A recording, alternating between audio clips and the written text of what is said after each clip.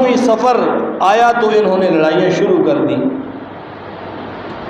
عمل ان کا غلط، کام ان کا غلط، اور مہینہ سفر کا حرمت والے مہینوں کے بعد آتا ہے. دشمنی شروع سفر میں یہ کرتے ہیں اور منحوس انہوں نے بنا دیا مہینے کو کہ جی یہ مہینہ اچھا نہیں ہے. جس طرح ہم اپنی غلطیوں کو، اپنی کوتاہیوں کو، اپنی نااہلی کو بھی ڈال دیتے ہیں کس پر؟ زمانے پر. زمانہ برا ہے، دن برے ہیں. حالانکہ نہ زمانہ برا ہے، نہ دن برے ہیں، نہ صبح بری، نہ شام بری. برے ہوتے ہیں اپنے اعمال. وہ جس زمانے میں برے کرو گے وہ برا ہی ہوگا، وہ عمل برا ہوگا، زمانہ برا نہیں ہوگا. تو وہ لوگ اس وجہ سے کہ جی سفر میں لڑائیاں شروع ہو جاتی ہیں، شروع وہ خود کرتے تھے. سفر میں قتل و قتال، خون ریزی ہوتی ہے، کرتے وہ خود تھے. تو انہوں نے کہا جی سفر کا مہینہ منحوس ہے. حضور صلی اللہ علیہ وسلم نے ان کی اس بدشگونی کو ختم کرنے کے لیے سفر کے مہینے کا نام سفر المظفر رکھا. مظفر ظفر سے ہے، ظفر کہتے ہیں کامیابی کو. منحوس نہیں ہے، مظفر کامیابی والا مہینہ ہے. اور ایک روایت میں آتا ہے اس کا نام رکھا سفر الخیر، خیر کا مہینہ، سفر خیر والا مہینہ. یہ حضور صلی اللہ علیہ وسلم نے یہ نام رکھا اور اسلامی کیلنڈر میں سفر المظفر لکھا جاتا ہے. تو بہرحال وہ لوگ سفر کے مہینے کو منحوس خیال کرتے تھے اور پھر وہ تمام کام جو اعلیٰ قسم کے ہوتے تھے وہ سفر کے مہینے میں نہیں کرتے تھے. یہاں تو پتہ نہیں، سنا نہیں، لیکن بعض علاقے بہت سارے ایسے ہیں کہ جس طرح یہاں محرم میں شادی کرنے کو اچھا نہیں سمجھتے، تو یہاں بہت سارے علاقے ایسے ہیں جس میں سفر میں بھی شادی کو غلط سمجھتے ہیں. وہ کہتے ہیں جی یہ مہینہ صحیح نہیں ہے، یہ مہینہ پارا ہے، منحوس ہے یہ مہینہ. بہت سارے علاقے ہیں. ایک جگہ پر ہم گئے، ہمیں تو معلوم نہیں تھا، میں یہاں سے گیا تھا، اور جب وہاں پہنچے تو انہوں نے کہا جی یہ مہینہ سفر کا ہے، یہ تو بہت غلط دن رکھے گئے کسی دوست کے ساتھ. پھر ان کو سمجھایا بجھایا، یعنی یہ تصور آج موجود ہے کہ یہ جو سفر کا مہینہ ہے یہ نحوست والا مہینہ ہے. بدشگونی لیتے ہیں اس مہینے کے متعلق. حالانکہ میں نے عرض کیا مہینہ سال کوئی بھی برا نہیں ہے. حدیث پاک کے اندر آتا ہے، بخاری شریف کی روایت ہے، میرے نبی نے فرمایا کہ اللہ فرماتے ہیں، جس حدیث کی نسبت نبی علیہ السلام اللہ کی طرف کریں تو وہ حدیث قدسی کہلاتی ہے. حدیث قدسی کہ اللہ کا خطاب، رب قدوس کا خطاب نبی علیہ السلام نے ذکر فرمایا. میرے نبی نے فرمایا کہ اللہ فرماتے ہیں یوزینی ابن آدم، اولاد آدم مجھے اذیت دیتی ہے. یہ اللہ نے فرمایا یوزینی ابن آدم، آدم کے بیٹے، آدم کی اولاد مجھے اذیت دیتی ہے. کیسے اذیت دیتی ہے؟ فرمایا اللہ نے یسب الدہر، زمانے کو برا بلا کہتے ہیں، وقت کو برا بلا کہتے ہیں. یسب الدہر، زمانے کو گالی دیتے ہیں. اور اللہ نے فرمایا وَأَنَا الدَّهْرُ، زمانہ میں اللہ ہے، زمانہ میں خود ہوں، زمانہ میں ہوں. بِيَدِيَ الْأَمْرُ، جس زمانے میں جو کچھ ہوتا ہے وہ میرے ہاتھ میں ہے. یقلب اللیل والنہار، رات اور دن کو میں پلٹاتا ہوں. رات آتی ہے، رات کے بعد دن آتا ہے، تو یہ رات اور دن کے آنا جانا کس کے ہاتھ میں ہے؟ میرے ہاتھ میں ہے. تو جب زمانے کا ہر امر میرے اختیار میں ہے، رات اور دن کا آنا میرے اختیار میں ہے، دن کا ہفتوں میں بدلنا میرے اختیار میں ہے، اور ہفتوں کا مہینوں میں، مہینوں کا سالوں میں، سالوں کا صدیوں میں بدلنا میرے اختیار میں ہے۔ اور جب ابن آدم یہ کہتا ہے زمانہ برا ہے تو یوزینی ابن آدم، یہ آدم کا بیٹا مجھے اذیت دیتا ہے۔ یسب الدہر، زمانے کو برا کہتا ہے، وَأَنَا الدَّهْرُ، اللہ فرماتے ہیں زمانہ میں ہوں، زمانہ میں ہوں۔ تو اس طرح کی بدفعلیاں لوگ لیتے ہیں، بدشگونی لیتے ہیں، اور یہ بہت ساری آج بھی ہمارے معاشرہ میں رائج ہے، میرے اور آپ کے درمیان بھی رائج ہے۔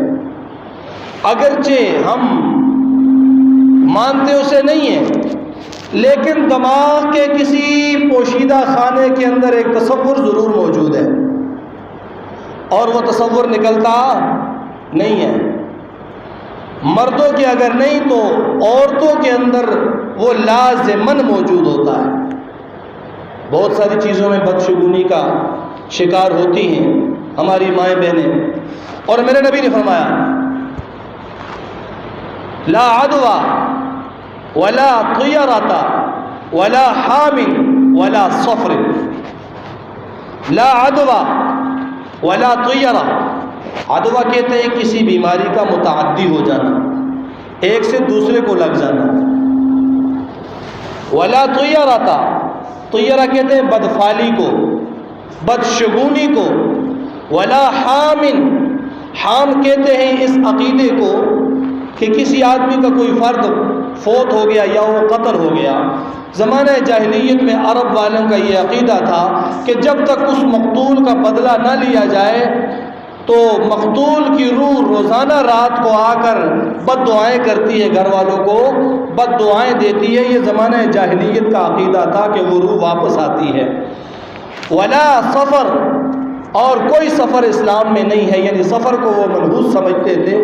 فرمایا ولا سفر، لا عدوہ، بیماری متعدی نہیں ہوتی اسلام میں، ولا طیرۃ، بدفعلی بدشگونی نہیں ہے، ولا حام، روحوں کا گھروں کے اندر آنا اسلام میں کوئی تصور نہیں ہے، ولا سفر، اور سفر نہیں ہے اسلام میں۔ لیکن اس طرح کی بدشگونیاں، بدفعلیاں ہمارے اندر موجود ہیں بہت ساری۔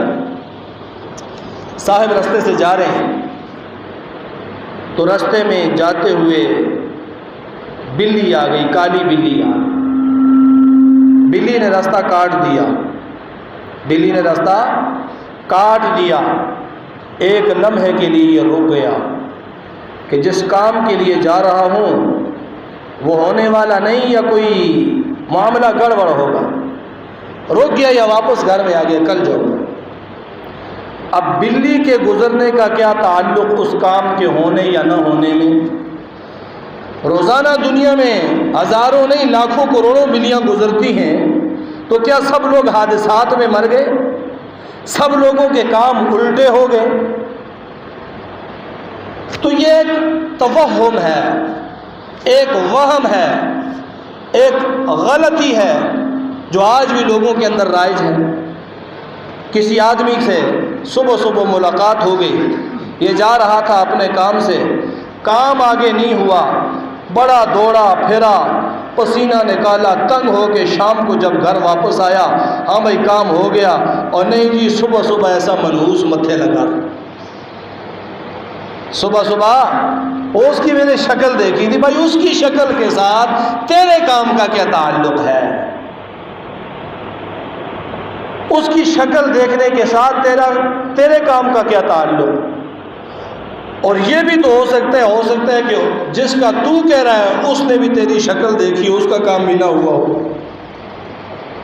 اس کا بھی کام نہ ہوا ہو۔ تو یہ محض ایک وہم ہے، ہوگا کسی زمانے میں ہوا ہوگا کہ کوئی آدمی گیا ہوگا، راستے میں بلی آ گئی ہوگی، کام نہیں ہوگا، اس نے کہا یار بلی راستے میں آ کر پھیل گیا، یہ بات آگے نکل گئی، اس کو کہتے ہیں بدفعلی۔ اسی طرح بعض لوگوں کے ہاں، بلکہ اکثر لوگوں کے ہاں یہ ہے، اور کبھی کبھی مجھ سے بھی جب میں دکان پہ ہوتا ہوں تو لوگ کہہ دیتے ہیں شام کو جھاڑو نہیں لگانا، برکت ختم، برکت وہ نیچے گند میں پڑی ہوئی تھی، جھاڑو لگا کے باہر پھینک دی۔ ارے بھائی برکت کا جھاڑو کے ساتھ کیا تعلق ہے کہ شام کو جھاڑو لگا دیا تو گھر سے برکت ختم؟ یا جھاڑو جو ہے وہ بہت سارے ایسے لوگ بھی ملتے ہیں، جھاڑو یوں نیچے کر کے نہیں بلکہ اس کا وہ ہاتھ والا حصہ نیچے اور دوسرا کھڑا کر دو، لڑائی کرواؤ گے تو یہ جھاڑو کھڑا ہے، لڑائی ہوگی۔ یہ ہمارے ذہن کے تہ خانوں کے اندر یہ چیزیں موجود ہیں، اور یہ بڑی خطرناک چیزیں ہیں۔ کوئی آدمی کینچی چلا رہا ہے، خالی کینچی چلا رہا ہے، وہ کیا کہتے ہیں؟ لڑائی کروائے گا، یہ لڑائی کروائے گا۔ خالی کینچی چلانا، اس سے لڑائی ہوتی ہے۔ کوئی اصل نہیں ان چیزوں کی۔ کوئی درسی بیٹھا ہوگا، پاس میں کوئی بندہ ہوگا تو ویسے ہی وہ کینچی چلا رہا ہوگا، استاد نے منع کیا ہوگا، منع نہیں ہوا ہوگا، اس نے دو چار لگا دی ہوں گی، وہاں سے مشہور ہو گیا ہوگا کہ بھائی خالی کینچی چلاؤ تو لڑائی ہوتی ہے۔ اور ہماری قوم بھی ایسی ہے نا، بس وہ جس کام کے پیچھے چلے نا، پھر اس نے دائیں بائیں نہیں دیکھنا، سوچنا نہیں ہے کہ ہم کدھر جا رہے ہیں۔ جس طرح بھیڑ نے ایک چھلانگ لگائے، دوسری اس کے پیچھے لازمی لگاتی ہے، چاہے وہ دریا میں لگا رہی ہے، تیسری نے اس کے پیچھے لگانا ہے، پورا کا پورا وہ ریوڑ چلا جائے گا لیکن رکے گی نہیں، سوچے گی نہیں۔ اور ہماری قوم کا بھی یہ معاملہ ہے، جو چیز آگے سامنے بس وہ کرنی ہے، اب بھی سوچنا اس میں اس کا کیا تعلق ہے۔ مہمان گھر آ گئے، واپس چلے گئے تو پیچھے برتن نہیں دھونے، صفائی نہیں کرنی، محض بے اصل چیز ہے۔ ہاتھوں میں خارش ہو گئی، پیسے آ رہے ہیں، ہاتھوں میں خارش ہو رہی ہے، پیسے آئیں گے، آنکھ جو ہے وہ پھڑک رہی ہے، فلاں ہو جائے گا، پاؤں میں کھجلی ہے جی، سفر پیش آئے گا۔ یہ ساری کی ساری اسی کے ساتھ تعلق ہے، ولا طیرہ، بدشگونی کے ساتھ تعلق ہے۔ اور پھر اس سے بھی بڑھ کر ایک اور چیز جو ہماری معاشرت کو، ہمارے خاندانی نظام کو ختم کر رہی ہے، جس کا حقیقت سے کوئی تعلق نہیں ہے، اور اس طرح کے واقعات، اس طرح کی باتیں سننے کو ملتی ہیں۔ کیسے؟ گھر میں کسی کی شادی ہو گئی، نئی نویلی دلہن لے آئے، گھر کے کسی فرد کی مدت مقررہ پوری ہو چکی تھی، اس نے مرنا تھا، اللہ نے جو حیات مستعار اسے دی تھی اس نے پوری کر لی، اور اتفاقاً وہ مری یا مرا اس وقت کہ جب دلہن آئی تھی، تو کیا کہتے ہیں؟ یہ منحوس ہے، اس کے قدم منحوس ہیں۔ آتے ہی اس نے جو ہے وہ بندہ نگل لیا، بندہ کھا گئی ہے۔ ارے بھائی اس کا اس کے ساتھ کیا تعلق؟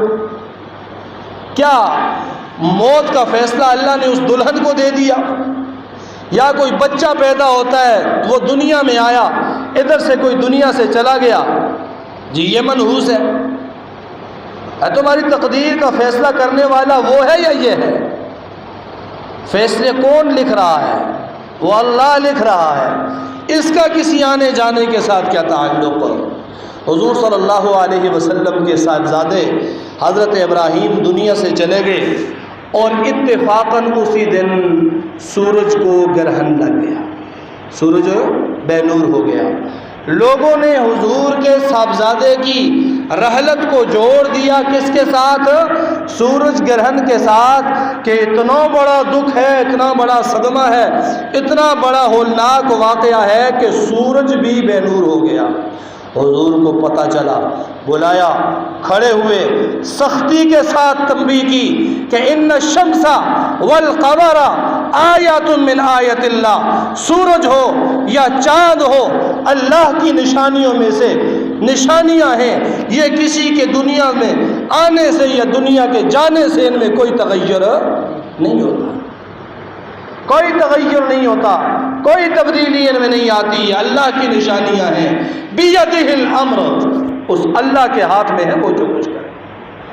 اور یہ جو بدشگونی ہے، یہ بد عقیدگی کو جنم لیتی ہے، بد عقیدگی کو۔ قرآن میں اللہ کیا کہتا ہے؟ وَعَلَى اللَّهِ فَلْيَتَوَكَّلِ الْمُؤْمِنُونَ، مومنوں پر لازم ہے کہ وہ توکل کریں تو کس پر؟ بھروسہ کس پر؟ اللہ پر کریں۔ اب جناب بھروسہ کرنا ہے اللہ پر، اور یہ بھروسہ کر بیٹھا کالی بلی پر، یہ بھروسہ کر بیٹھا کینچی پر، یہ بھروسہ کر بیٹھا جھاڑو پر، یہ بھروسہ کر بیٹھا نئی دلہن پر، یہ بھروسہ کر بیٹھا نئے آنے والے بچے پر، تو عقیدہ کدھر گیا؟ پھر وہ اللہ کا کیا کام ہے؟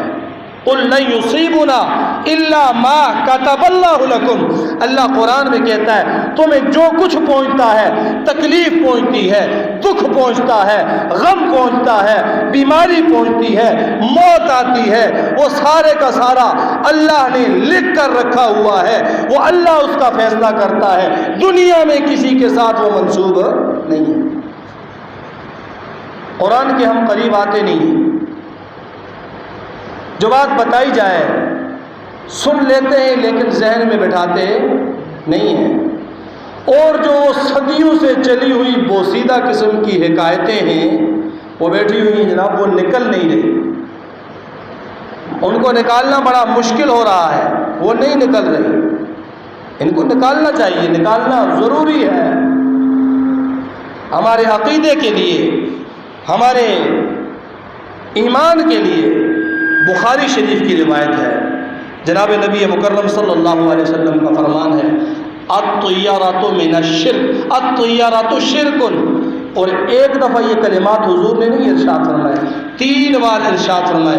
ابن عباس رضی اللہ تعالیٰ عنہ سے مروی ہے، بخاری شریف کی کتاب کے اندر یہ حدیث موجود ہے، میرے نبی نے فرمایا الطیارۃ شرک، الطیارۃ شرک، الطیارۃ شرک۔ یہ بدفعلی اور بدشگونی شرک ہے، یہ بدفعلی اور بدشگونی شرک ہے۔ شرک کیسے ہے کہ بدشگونی میں، بدفعلی میں کیا ہوتا ہے؟ اپنے اوپر آنے والے حالات کو کسی بندے پہ مسلط کر دیا جاتا ہے کہ یہ اس کی وجہ سے ہے، یہ فلاں کی وجہ سے ہے، تو جب اس پر ان کو منطبق کر دیا جاتا ہے تو گویا اللہ کے ساتھ اس کو شریک ٹھہرا ہے۔ اس لیے میرے نبی نے فرمایا کہ الطیارۃ من الشرک۔ اور حضور صلی اللہ علیہ وسلم کی ایک روایت ہے ابو داؤد کے اندر، بخاری شریف کے اندر، نبی کریم، لمبی حدیث ہے، کافی طویل ہے، مختصر جو جملہ حدیث کا جو حصہ اس موضوع سے متعلق ہے وہ آپ کے سامنے بیان کرتا ہوں۔ نبی علیہ الصلوۃ والسلام نے فرمایا کہ مجھے دکھایا گیا، وہ کون دکھایا گیا؟ میدان محشر دکھایا گیا، جہاں سارے نبی ہیں، کسی نبی کے ساتھ 10 آدمی ہیں، کسی کے ساتھ 20 ہیں، کسی کے ساتھ 50 ہیں، کسی کے ساتھ 100 ہیں۔ پھر مجھے کہا جاتا ہے کہ انظر الی ہاہنا، اس طرف نظر فرمائیے۔ میں دیکھتا ہوں تو مجھے نظر آتی ہے ایک جمع غفیر، لوگوں کا جمع غفیر نظر آ رہا ہے، ٹیلا ہے تو اس پر بھی، اور پست جگہ ہے تو اس پر بھی، ہموار جگہ ہے تو اس پر بھی، اتنا رش ہے کہ ان لوگوں کے درمیان سے زمین نظر نہیں آ رہی۔ اور پھر فرمایا کہ ان میں سے 70,000 لوگ ایسے ہیں جو بغیر حساب کتاب کے سیدھے جنت میں جائیں گے۔ 70,000 ایسے ہیں جو بغیر حساب کتاب کے سیدھے جنت میں جائیں گے، سیدھے جنت میں جائیں گے، 70,000۔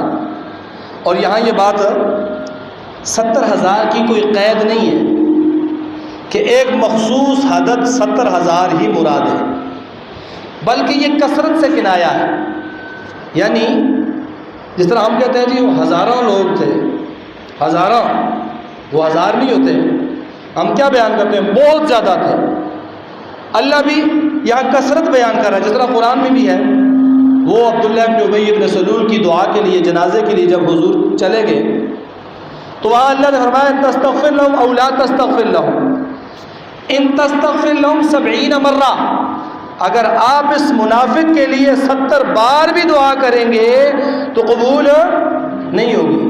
تو اس کا یہ مطلب نہیں ہے کہ اگر 71 بار کریں گے تو قبول ہوگی، یہ مطلب نہیں ہے۔ کیا مطلب ہے کہ جتنی زیادہ آپ اس منافق کے لیے دعا کر بھی لیں تو قبول۔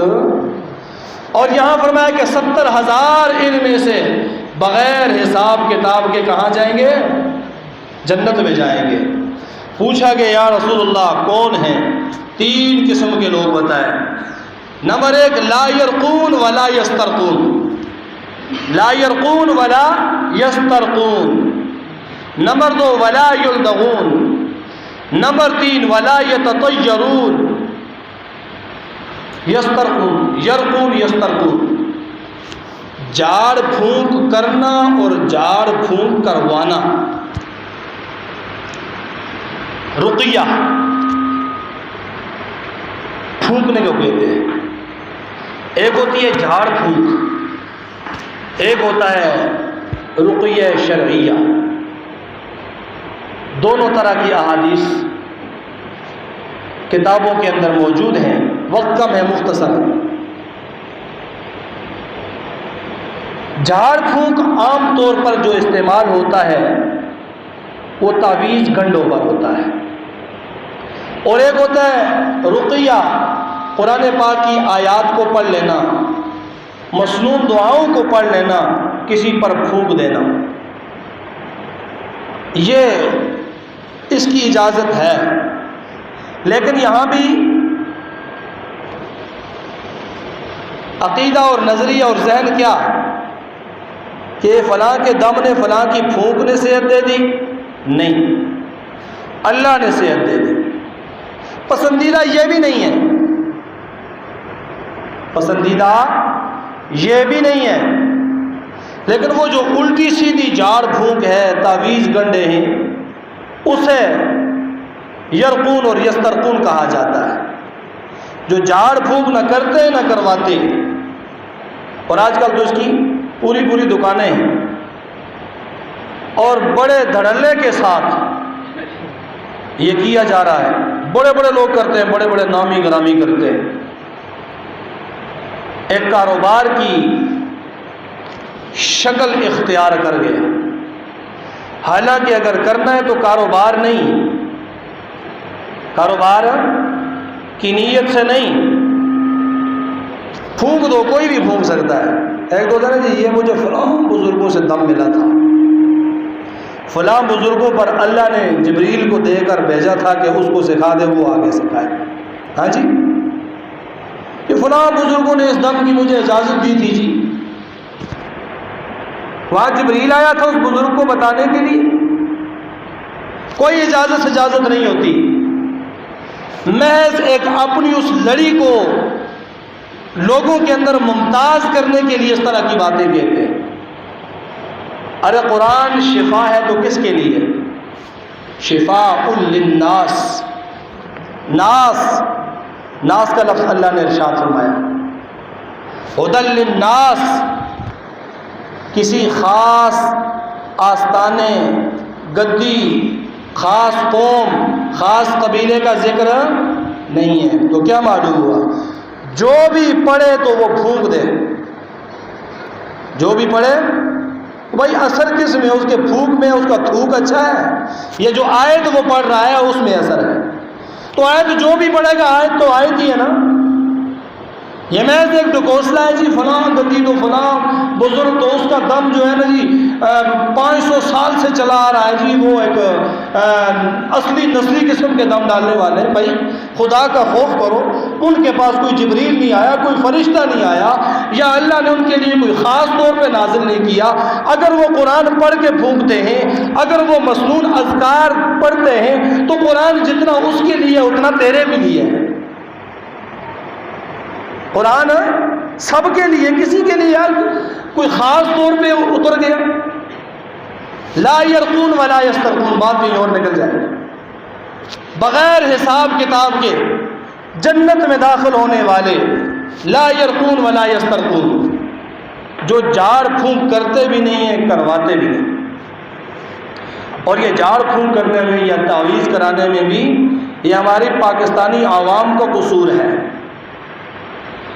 حلال اور جائز طریقے سے جس کا جتنا حق بنتا ہے وہ دیتے نہیں ہیں۔ اپنی مساجد کی حالت دیکھ لیں، ائمہ کو کتنا دیتے ہیں پورے ملک میں، اور ناجائز طریقے سے وہ نکالنا چاہتے ہیں اور خوشی سے عوام نچھاور کر دی جاتی ہے 4444 روپے 8 آنے دینے ہیں جی، تو 8 آنے بھی ساتھ رکھ کے دینے ہیں اس کو۔ ہاں جی، شام کے وقت فلاں اتنے منٹ پر جب سورج نہ بالکل غروب ہونے کے قریب ہو تو اس وقت اس طرف رخ کر کے ہاتھ میں پیسے پکڑ کے یہ کلمات کہنا، اور پھر اسی طرح دیکھنے نہیں لا کے پیر صاحب کو دے دینا، بڑے اہتمام کے ساتھ دے دیتے ہیں۔ کالا بکرا چاہیے جی، وہ بھی پہنچ جاتا ہے۔ دنیا جہاں کی جو چیز ناجائز طور پر ڈرامے کر کے اور جو ہے وہ نوسر بازی کر کے کوئی بھی نکلوانا چاہے، ہماری قوم خوشی سے نچھاور کر دے گی، حلال طریقے سے نہیں۔ اور یہ جتنے بھی توہمات ہیں، یہ جتنی بھی غلطیاں ہیں، یہ کیوں جنم لیتی ہے؟ جب پیٹ خالی ہوتا ہے، پھر یا حلال راستہ ہے یا حرام راستہ ہے۔ جن کا حلال طریقے سے پیٹ بھرتا نہیں ہے وہ حرام کی طرف جاتے ہیں، اور حرام نکالنا کہاں سے ہے؟ آپ ہی سے نکالنا ہے، عوام سے ہی نکالنا ہے، لوگوں سے ہی نکالنا ہے۔